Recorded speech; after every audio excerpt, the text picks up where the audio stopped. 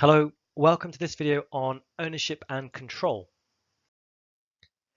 So what we're going to look at in this video is the significance of the divorce of ownership from control, why the owners of the business don't necessarily control a business and how that can cause potential problems. So let's imagine some different types of businesses. Let's start on the top right hand corner with a self-employed business. So essentially you are the business. Now, what would be your objective as the owner of the business? Well, probably to maximize profit. But you are the business as well, so you run the business and make the decisions. So you're also going to want to maximize profit. The owner and the manager are the same person. So it's very likely that your objectives will be the same. Let's consider a slightly different scenario. Let's consider a public limited company, for example, Apple.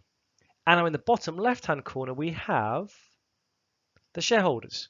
So this Apple is a PLC, a public limited company. The owners are going to be members of the public, they're going to be insurance funds, and so on.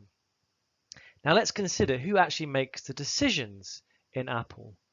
Well, that will be the managers. And so we have a difference here. The owners and the managers are not the same.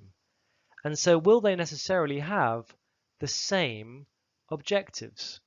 What's going to be the objective for the shareholders, these people down here?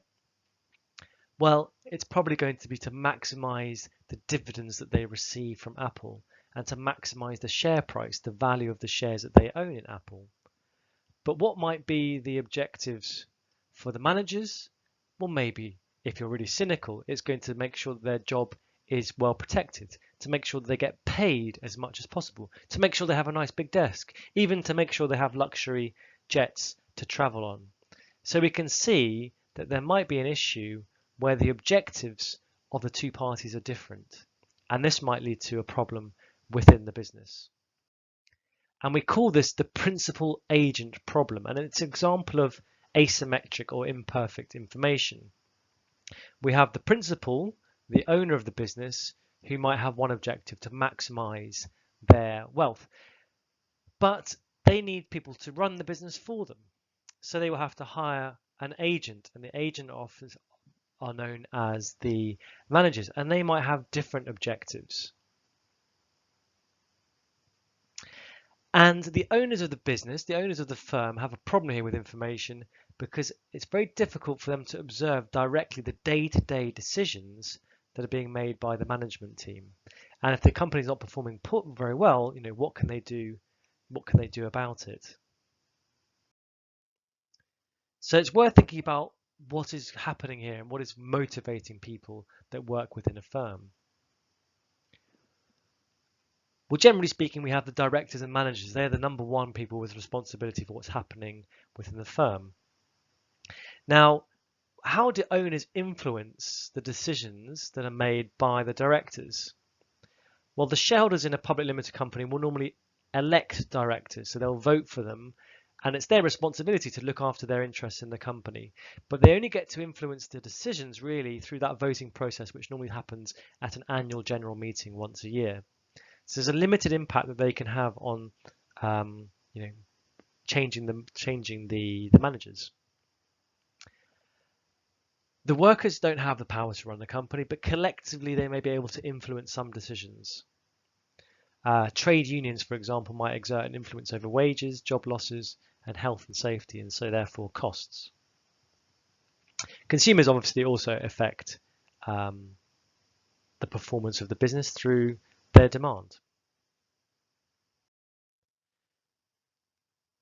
So we have this idea of the principal agent problem. Really, it's only the managers that we can control as shareholders. And how do we make sure that the best interests of the management are the same as the best interests of the shareholders? How can we align the aims of these two different groups of stakeholders? Well, here might be some examples. What we can do potentially is try and make the employees own some of the shares, like the shareholders. So for example, a common thing might be something called stock options. So you reward the managers to by giving them an option that if they hit these targets, they'll get shares in the business. Although, and therefore, they'll be incentivized to make sure the share price is as high as possible. Although, again, they might do a short-term tactic in order to achieve that, which might not be in the best long-term interest of the business. But that's a way of aligning them. Often we can give them long-term employment contracts. So this might encourage managers to take decisions in the long-term best interest of the business, rather than just trying to make a short-term quick profit, which may not maximize value in the long term. And again, also maybe asking them to hold shares or stocks within the business for a longer period of time. So for example, down here, Apple has a policy that senior executives have to hold 3 times their annual salary in shares in Apple. And they have to keep this for a minimum of 5 years in order to retain those shares. So again, they have an incentive here to make sure the share price is as high as possible, but over a longer period of time. So this is a good way to make sure the managers of Apple want the same thing as the shareholders of Apple. So in this video, we've discussed the difference between the ownership of a business and controlling a business, and how that can be a problem, but also some ideas of how it might be resolved. That's it. Thanks for listening. Ciao.